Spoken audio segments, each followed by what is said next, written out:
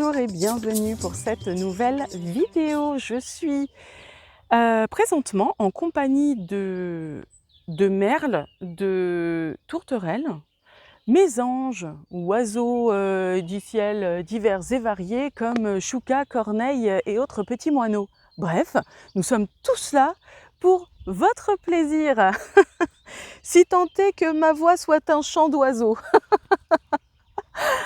Alors, dans ma toute dernière vidéo, je vous ai parlé d'alignement et quand j'étais en train d'en parler, je me suis dit « Ouh, je suis en train d'aller dans un sujet qu'il va falloir approfondir ». Donc, effectivement, le voici. Nous allons parler d'alignement, d'inquiétude, de chaos, mais également de beauté, de lumière, d'espoir. Alors, vous avez dû voir passer énormément de vidéos ces derniers temps où on vous parle de chaos mondial, qui va peut-être nous mener vers le post-apocalyptique, qui fait que l'IA va remplacer l'humain. Enfin bref, on est tous perdus. Mais recentrons un peu les choses. D'ailleurs, vous voyez mon petit carnet, c'est pour qu'il m'aide à me recentrer, parce que sinon je digresse systématiquement. Recentrons un peu les choses et voyons dans notre vie si nous sommes en guerre. Pour la généralité, la majorité de mes auditeurs ou de mes spectateurs ou de mes abonnés, je ne sais comment le dire, mais en tout cas pour la majorité d'entre vous, on est basé sur l'hémisphère nord. Je crois qu'on n'a pas trop de guerre, on n'a pas trop de problèmes. C'est pas ce qu'on aura pu vivre, enfin ce qu'on aura pu vivre, ce que nos aïeux auront pu vivre au début du siècle dernier. Là, globalement, si je regarde, j'entends pas d'avion, j'entends pas de bombes, j'entends pas de sirènes. Mais effectivement, il y a une guerre silencieuse, vraiment beaucoup plus insidieuse. C'est celle qui est à l'intérieur de nous. Cette lutte perpétuelle, sans trêve, contre tout ce qu'on nous a proposé. Divertissement, consommation matérielle, voyage, désir de faire partie de quelque chose de grand. Et tout en nous, tout au fond de nous, il y a quelque chose qui dit « Non, c'est pas bon, c'est pas ça. C'est pas par là qu'il faut que tu ailles. Tu seras malheureux si tu vas par là. Non, arrête d'essayer d'aller vers là, ça n'ira pas non plus. » Mais on continue et on essaye d'aller comme ça vers l'extérieur, systématiquement, et de rapporter des choses pour les mettre sur nous. Sauf que tout ce que nous demandent ces profondeurs internes, c'est d'enfin avoir la conscience et aussi peut-être un peu le courage d'enfin aller à la rencontre de soi-même. Et aller à la rencontre de soi-même, effectivement, c'est quelque chose qui est tout à fait nébuleux. Sujet flou, je vous l'accorde. Et pourtant, c'est ce qui va nous aider à passer les troubles qui sont en train de s'opérer, les choses qui sont dans le silence. On sait bien qu'on n'est pas dans le secret des dieux, il se passe des choses. Pour la plupart d'entre nous, nous sommes des petites fourmis ouvrières. On ne sait pas tout. Et je crois qu'il vaut mieux même pas qu'on le sache. Je ne sais même pas si notre conscience serait capable de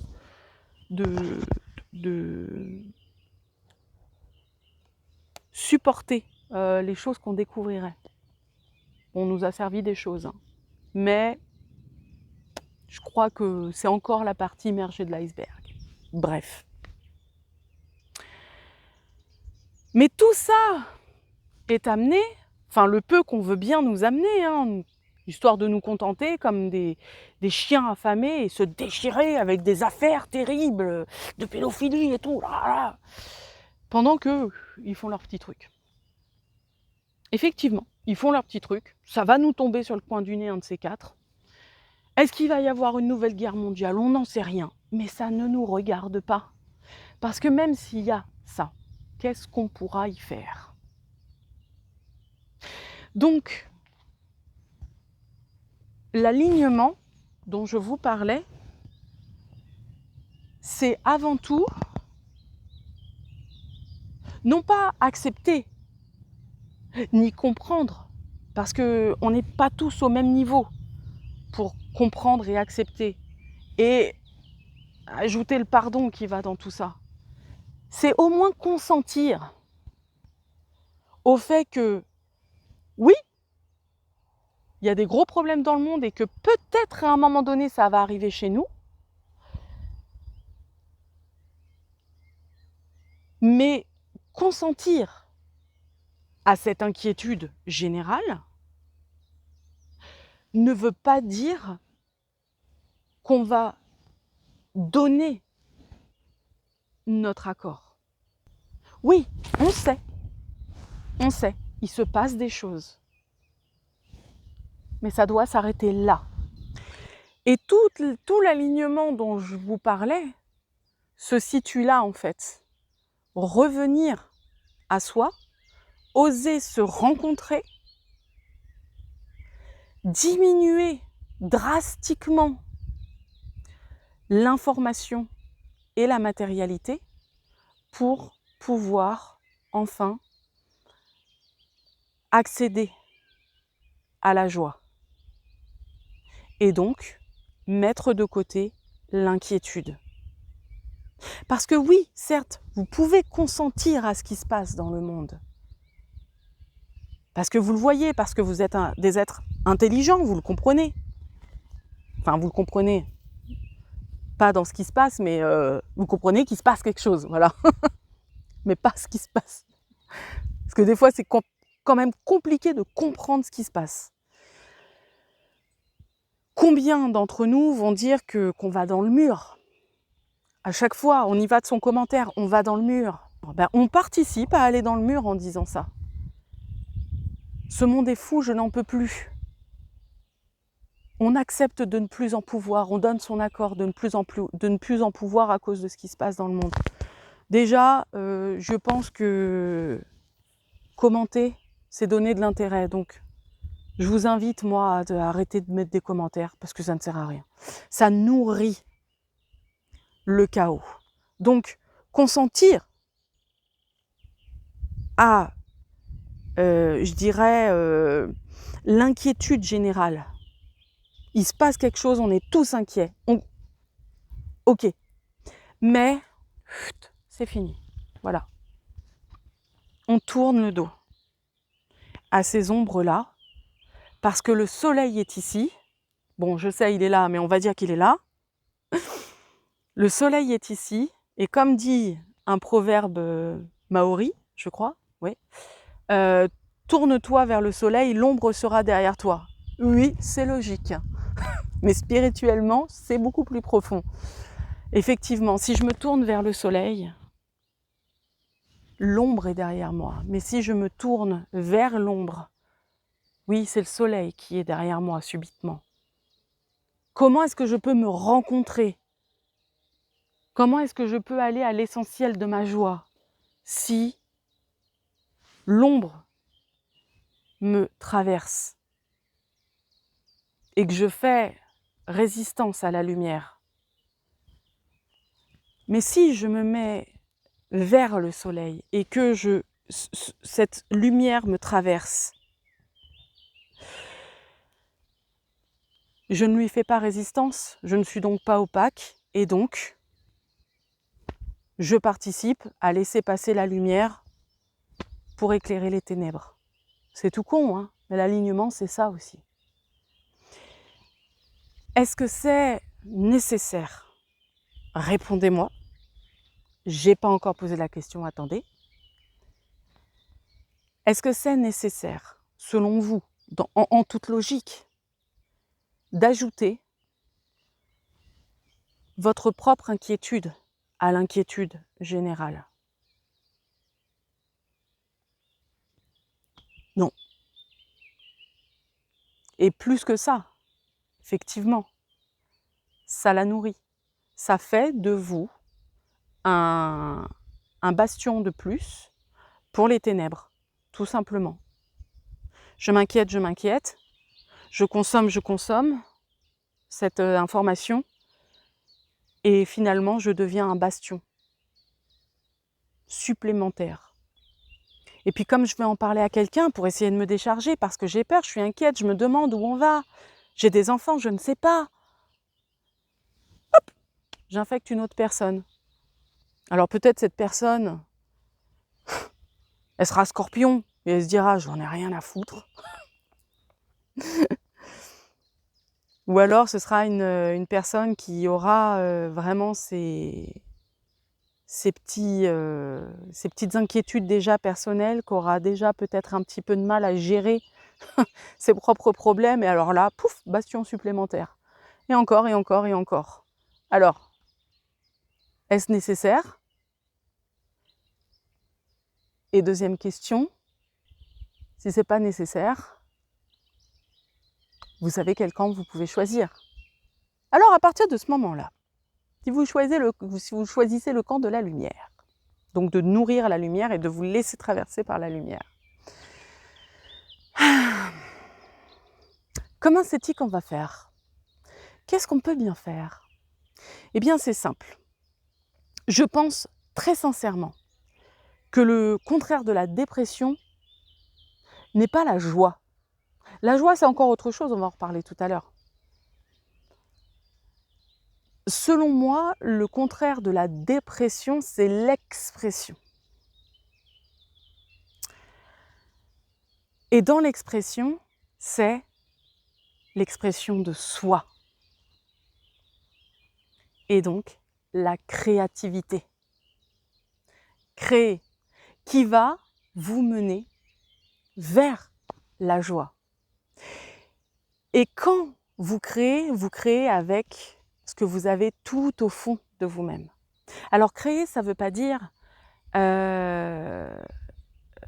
écrire un livre, faire de la peinture, c'est pas artistique. La création n'est pas forcément artistique.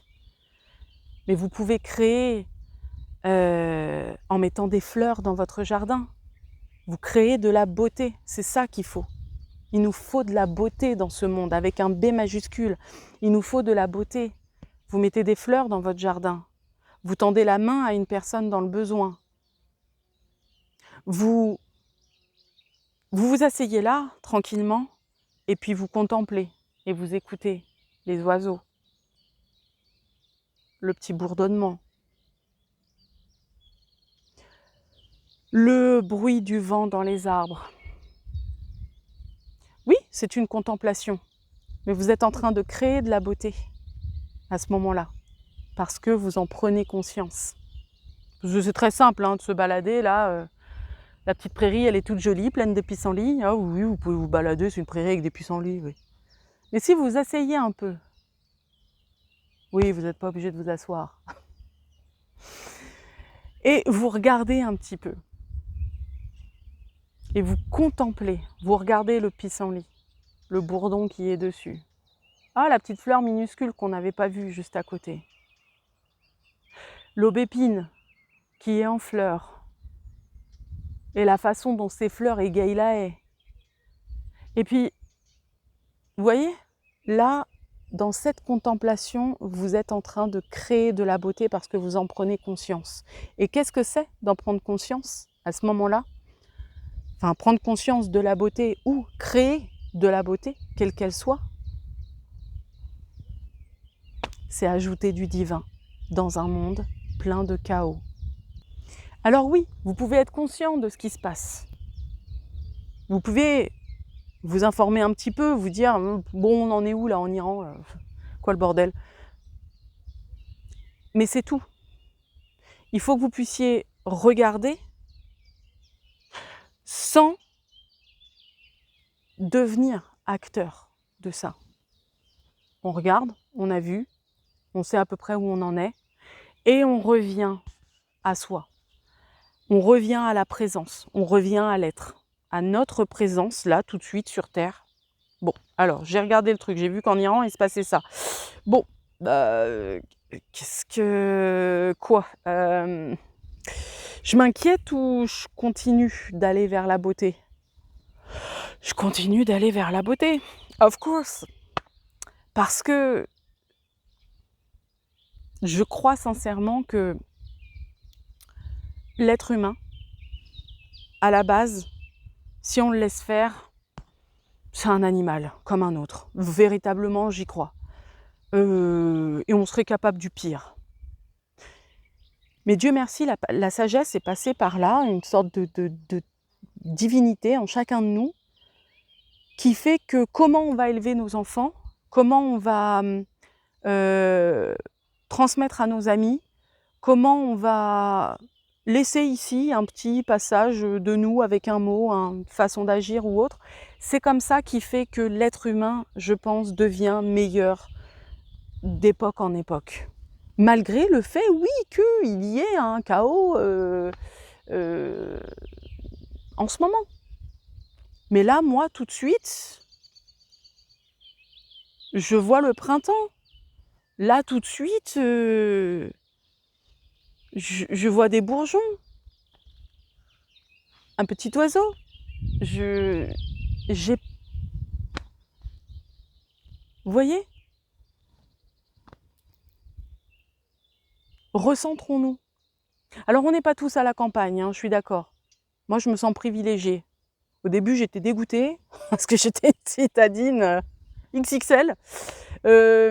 Aujourd'hui, je ne pourrais plus revenir à cette vie-là. Je ne pourrais plus. Donc, c'est vrai qu'on a un peu plus de possibilités de contemplation et de calme. Mais en ville, on a tout à fait la possibilité d'en avoir aussi. Il suffit juste de bien chercher les bons horaires. Mais c'est vrai que c'est beaucoup plus compliqué, hein. Je me souviens, c'est plus compliqué. Mais la contemplation, on peut l'avoir partout. La création, on peut l'avoir partout. On peut la faire partout. Vraiment. Alors, pourquoi aller à la rencontre de soi? Parce que vous pourriez me dire, oui, c'est bien beau, mais de toute façon, à quoi ça sert d'aller à la rencontre de soi, vu que, éventuellement, dans l'éventualité, on va tous crever? Non, parce qu'il faut faire la différence entre la matérialité et l'esprit. Et c'est la guerre du moment. La véritable guerre, elle est là, en fait, en nous, entre la matérialité et l'esprit.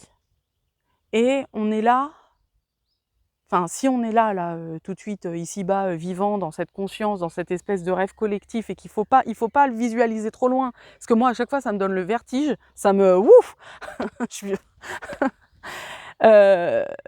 Si on est là, c'est qu'on doit y être. Puisque nous n'avons pas de contrôle là-dessus, c'est qu'on doit y être. Et si on doit y être, c'est qu'on a quelque chose à y faire. Et si on a quelque chose à y faire, je pense que, ça ne tient qu'à moi, en premier lieu, c'est de se rencontrer soi. On est toujours sur l'extérieur. Je vais rencontrer des gens, je vais avoir une vie sociale, je vais aller là, je vais faire ci, je vais faire ça. Mais jamais, jamais, jamais, il y a cette rencontre avec soi-même. Alors oui, il y a la méditation, mais la méditation, c'est taire le mental. Ou en tout cas, le laisser parler, et puis nous, on vole au-dessus. On va faire des exercices de yoga, de tai chi chuan, tout ça, pour essayer de... On est encore sur l'enveloppe, là. Tout ça, c'est de l'enveloppe. Le mental à terre, ça reste de l'enveloppe. Mais le soi profond, l'âme, quand est-ce qu'on la rencontre?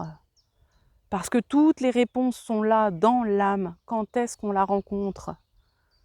Quand est-ce qu'on lui offre un verre en lui disant « Bon, il est temps, discutons ». Il y a une citation de Nietzsche, je ne sais pas l'écrire. Alors, je ne sais même pas l'écrire en plus, c'est vrai. Chaque fois, je suis obligée de faire un copier-coller si je veux son nom.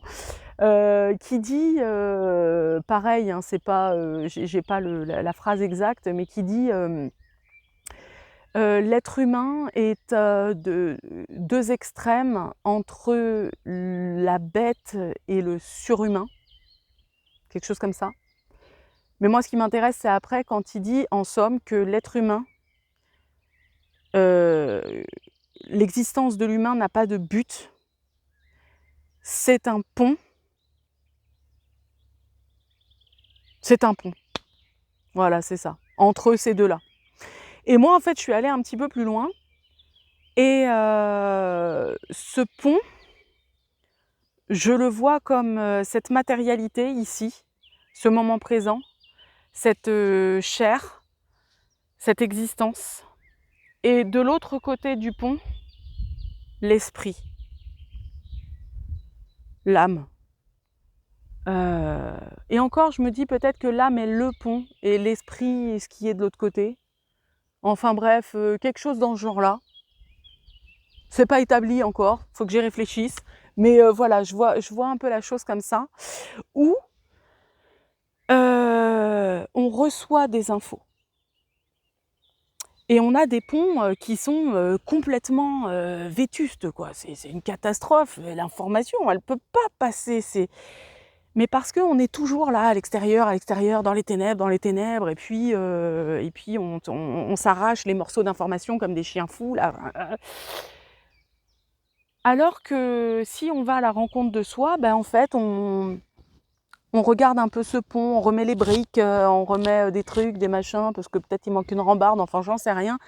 Et on fait circuler cette information. Et on parle à cette âme, à cet esprit, je sais pas, enfin on parle à ce qu'il y a de l'autre côté, qui est nous-mêmes, on va dire l'esprit, hein, ok, et qui va nous envoyer une réponse. Cet esprit qui est à la maison, là où quand on va mourir, je pense on va retourner.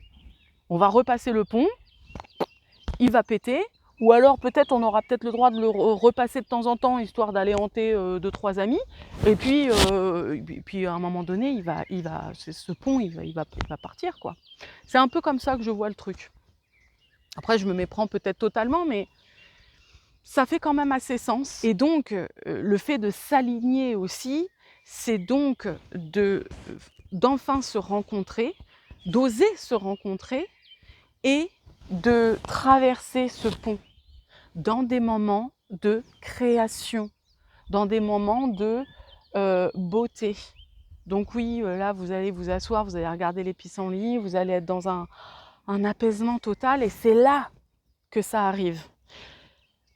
Personnellement, ça ne m'est jamais autant arrivé. Il faut que je fasse gaffe à mon micro parce que du coup, je ne sais pas si ça vous fait du bruit, désolée.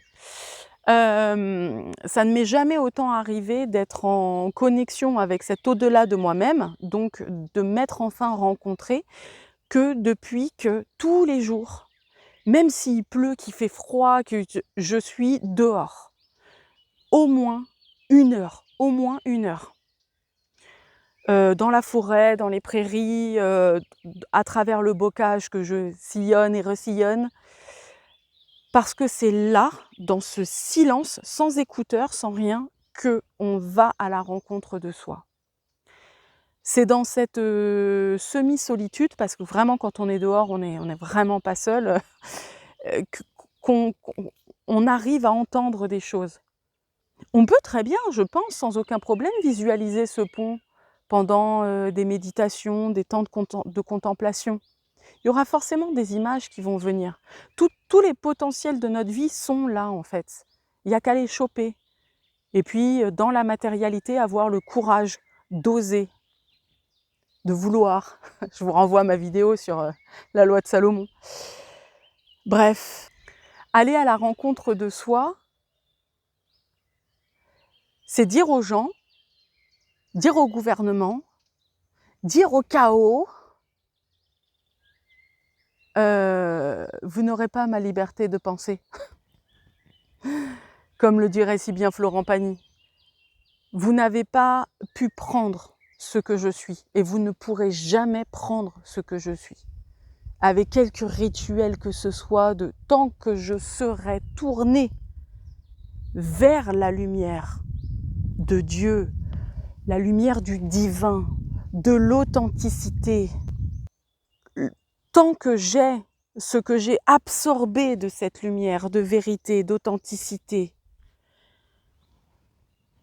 tout ça, là, ce chaos, ça ne pourra rien faire contre moi. Rien.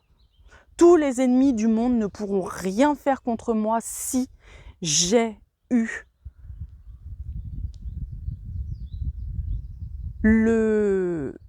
j'allais dire le courage, mais je pense, oui, le courage de me rencontrer. Parce que quand on fait face à soi-même, il y a beaucoup de choses qui sautent autour de nous. Des gens, des boulots, des situations, des convictions.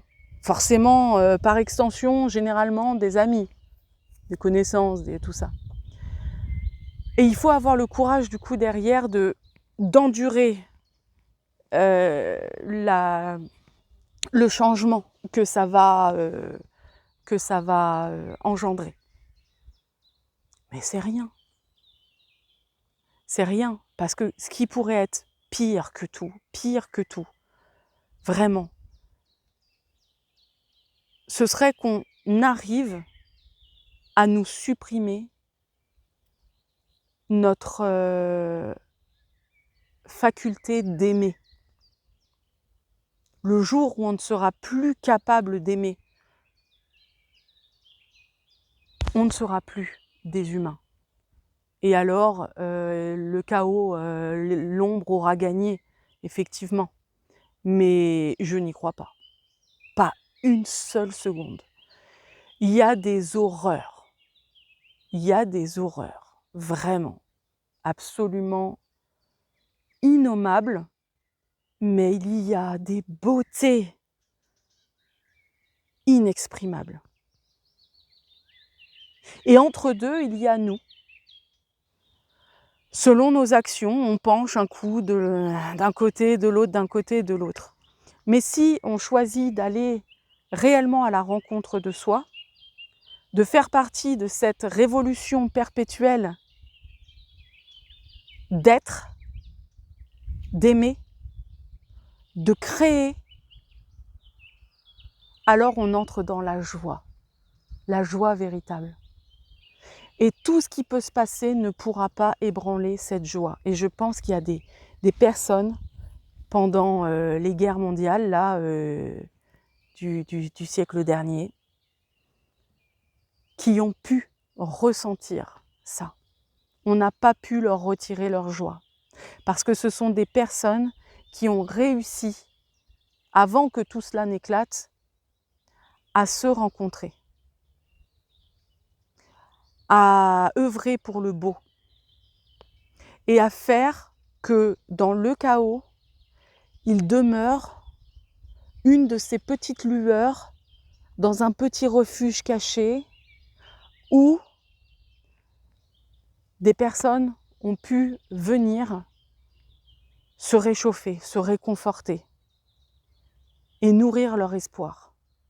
Et je pense que c'est notre mission aujourd'hui, plus que jamais réellement,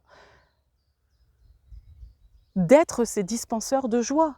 Non pas dans l'apicratie, en s'aidant de 1001 thérapies, simplement en étant.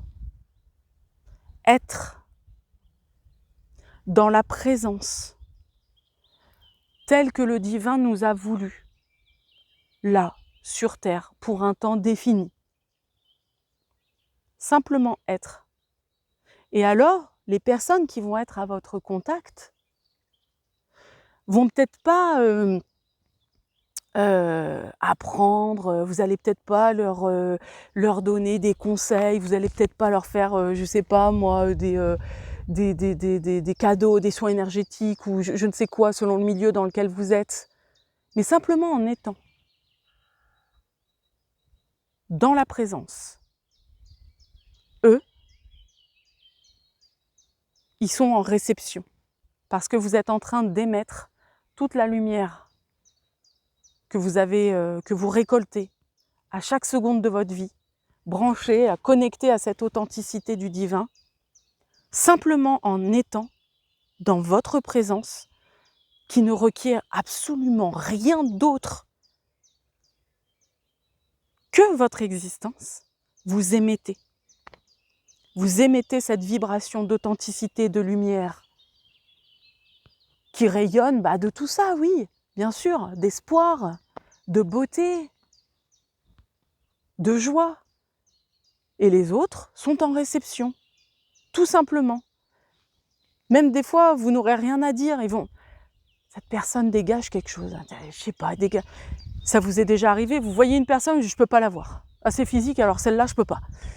Et puis il y en a d'autres, je lui ai jamais parlé, mais je sais pas, moi, quand je la vois, je l'aime bien. Ça nous est tous arrivé. C'est sûr et certain, ça nous est tous arrivé. Voilà. Il y a des personnes comme ça qui, même sans le savoir, sans s'être posé la question spirituellement, comme là, ou sans avoir reçu un enseignement quelconque, ils sont là, présents. Et ça, c'est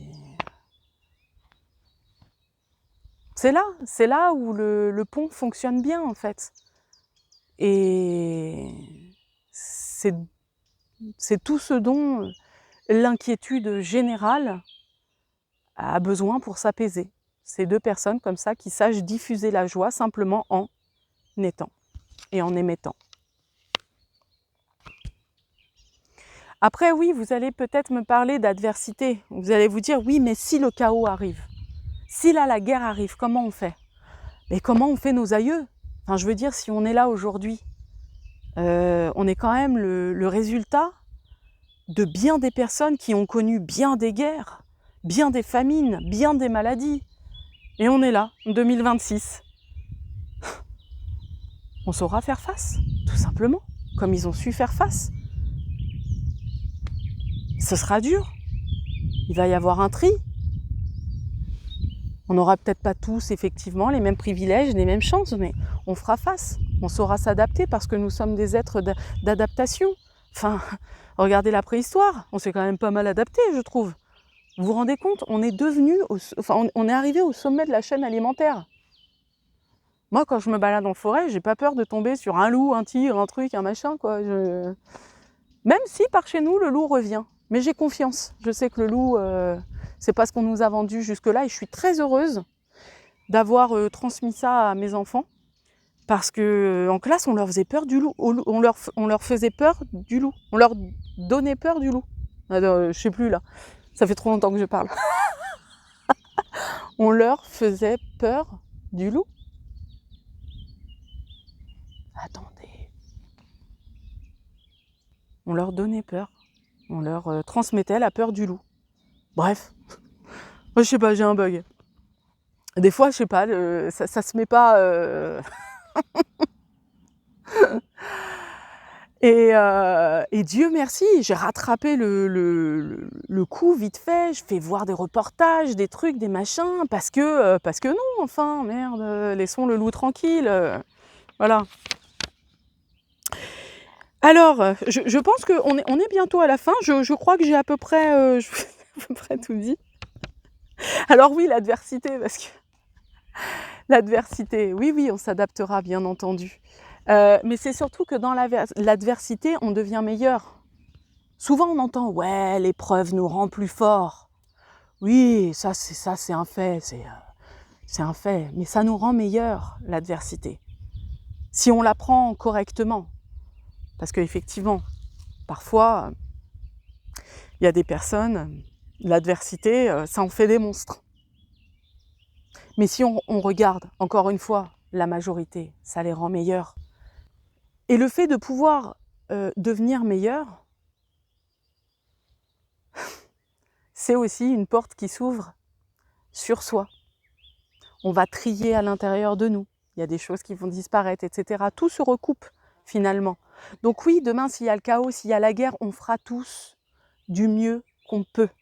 Comme dans les accords Toltec, faire de son mieux. On fera tous du mieux qu'on peut. Mais là où vraiment j'invite l'être humain, à proprement parler, dans cette éventualité de guerre, de chaos général, de post-apo. C'est simplement, vraiment, véritablement, de cultiver la joie d'être. Ça ne veut pas dire « Ah, tout est gai, oh, tiens, une bombe !» Ça fait des explosions phénoménales, dis donc. C'est très joli, ces petites étincelles. C'est simplement savoir être lorsque tout va mal autour de soi. Continuer d'être. Continuer de privilégier la beauté aux ténèbres, à la laideur des ténèbres. Privilégier la création à la dépression. Donc finalement, l'expression à la dépression. De privilégier, c'est un choix perpétuel en fait, même dans l'adversité. Mais on a tous nos guerres.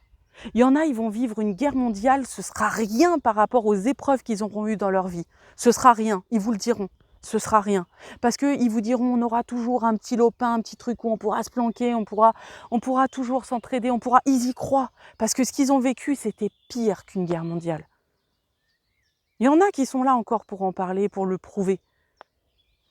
Qui ont vécu vraiment des pertes et des malheurs et des horreurs sur leur personne, des manipulations depuis l'enfance, Non, il faut relativiser.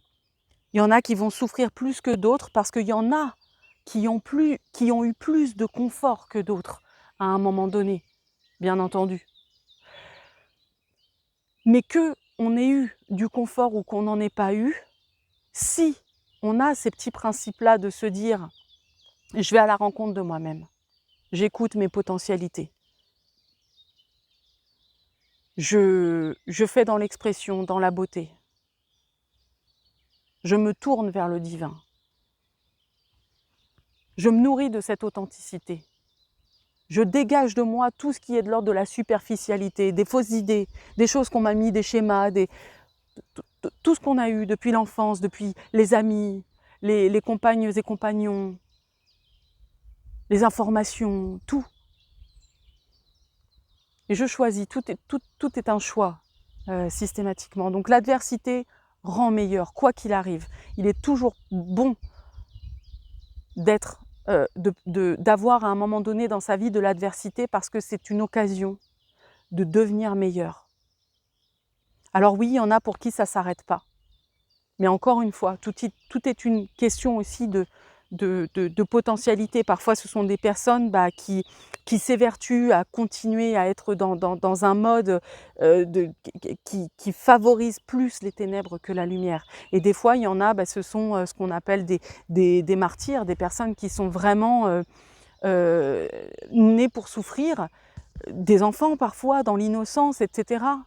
Mais tout ça, ce sont des choses qu'on ne peut pas comprendre, qu'on ne peut pas conscientiser, tellement c'est impossible, c'est douloureux. Et c'est pour ça que je disais, il faut consentir au fait qu'il se passe des choses, et qu'il y a des choses qu'on n'est pas capable de comprendre, et qu'il y ait des horreurs, mais se concentrer sur la beauté. Et effectivement, ce discours ne va pas servir tout le monde parce que il y a toujours cette question qui revient, oui, mais elle est où ma place? Oui, mais c'est quoi ma place? Parce que c'est bien beau tout ça, les papillons de la joie, mais elle est où ma place? Et là, j'aurais envie de vous dire que il n'y a pas de place. 150 000 ans, là, je me suis dit, elle est où ma place? Je me suis auto-sabotée avec cette question à la con, elle est où ma place? Il n'y a pas de place. Votre place, c'est être, émettre. Et petit à petit, sur le chemin de la vie, oh bah tiens, j'ai envie de devenir boulangère. Non, bah moi j'ai juste envie d'avoir un petit boulot comme ça, parce que je veux un job alimentaire, parce que je veux ma tranquillité. Pourquoi pas? On veut tous des trucs exceptionnels, mais non, pourquoi pas? Oh ouais, je ferais bien cette formation, parce que je me vois bien là-dedans. Bah je sais pas quoi faire. Mais on avance. Et au fur et à mesure qu'on va à la rencontre de soi, oh la magie, on traverse le pont, on a les infos qui commencent à arriver. Mais pour ça, il faut accepter d'être seul aussi. Allez dans la nature le plus possible, même si vous êtes dans la ville, allez dans un square. Allez au contact des oiseaux. Vraiment, ça vous met sur des ondes. Le chant des oiseaux, c'est autre chose. Il n'y a pas de place. En revanche, il y a une utilité. Et l'utilité, c'est qu'on est tous une offrande. Tous. Nous sommes tous des offrandes de Dieu. On est tous des offrandes de Dieu parce que je pense, encore une fois, ça n'engage que moi, mais si on est là, sans mémoire de ce qui s'est passé avant, dans la matérialité, dans l'expérience de cet esprit,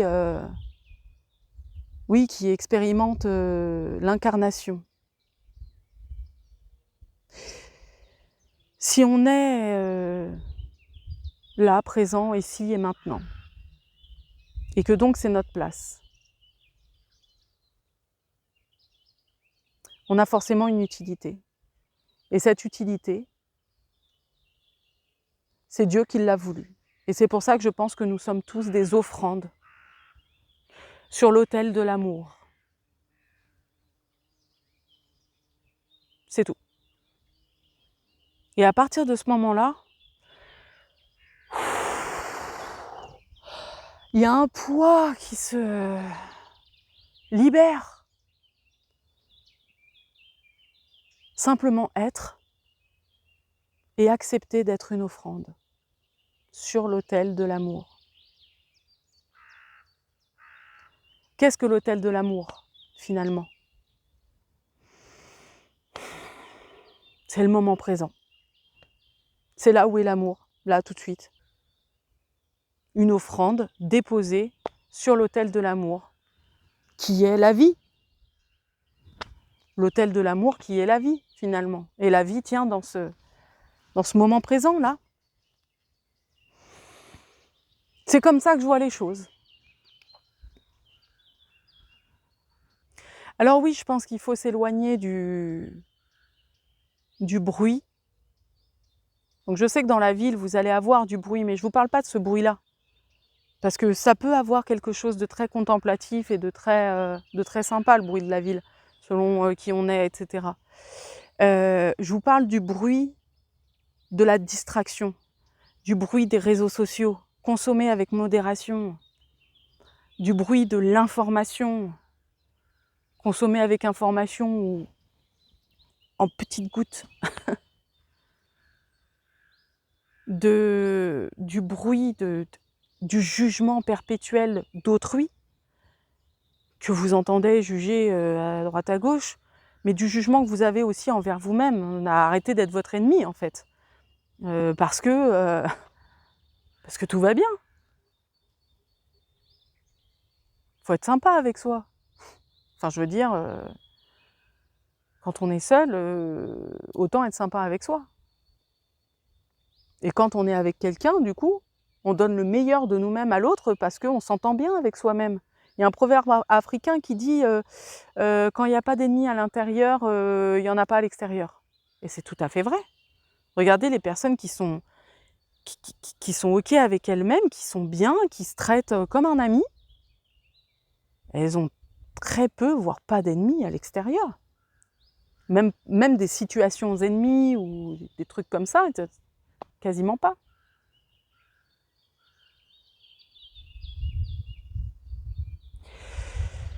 Ouais.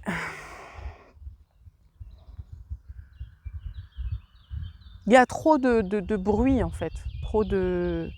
Quand on voit toutes les émissions là, où le jugement est de mise, hein, il faut que ça fasse de l'audience et tout, les trucs, je sais pas quoi, là, adopte un mari, je sais pas quoi, je connais même pas le nom des émissions, là, les trucs de télé-réalité, je sais même pas s'il y en a encore vraiment de la télé-réalité, mais tout ça c'est du bruit, c'est... Nourrissez-vous d'autre chose. Vous voulez du divertissement? Pas de souci. Le divertissement, on en a besoin aussi. Mais regardez un bon film. un bon film, une pièce de théâtre, il y en a même sur YouTube gratos des pièces de théâtre, et un opéra.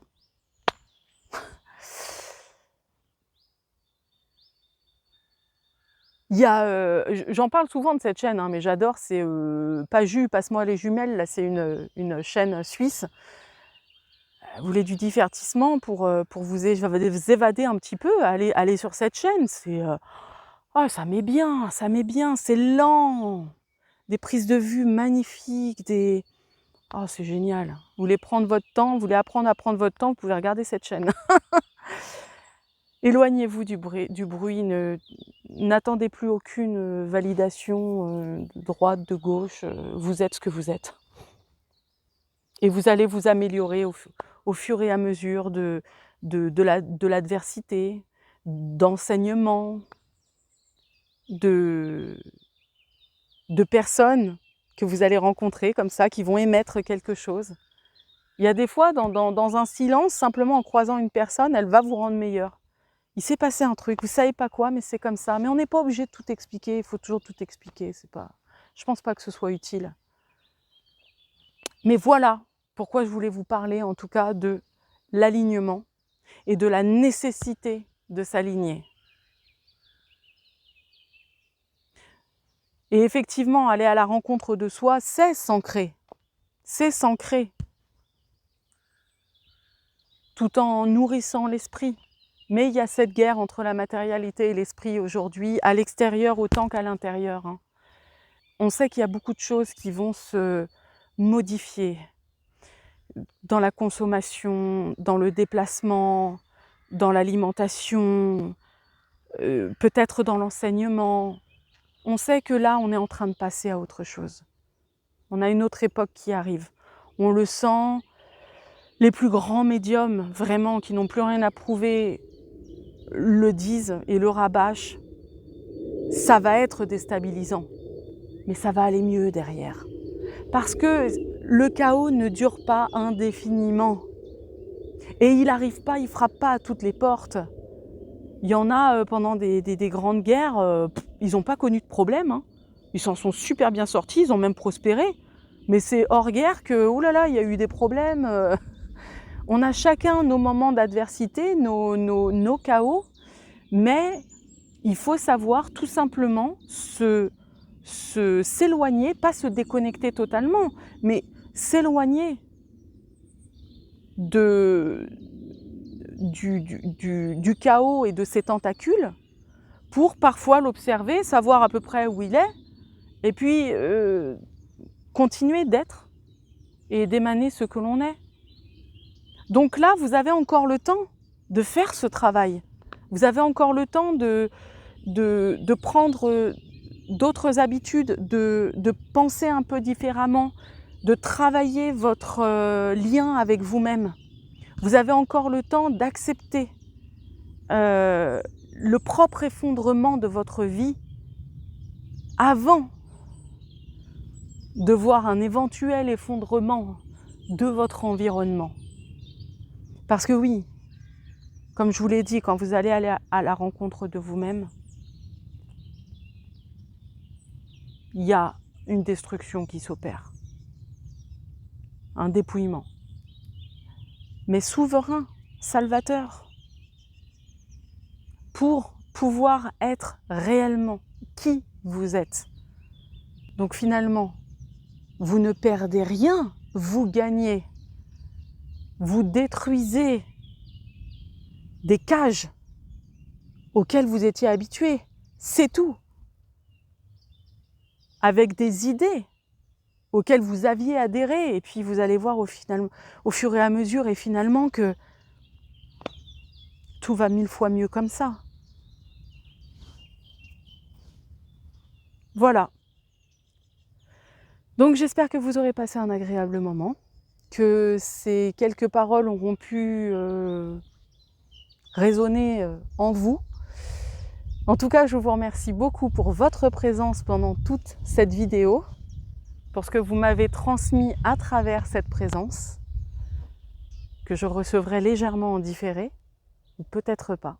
C'est peut-être pour ça que je me sens toujours très bien quand je fais des vidéos, parce que peut-être que j'ai déjà capté ce que les personnes qui auront regardé la vidéo et qui auront eu peut-être des petites révélations, ça et là, j'aurais peut-être préalablement ressenti tout ça. Je suis en train de me dire ça, là. Ouais. Et ça me plaît bien, cette idée.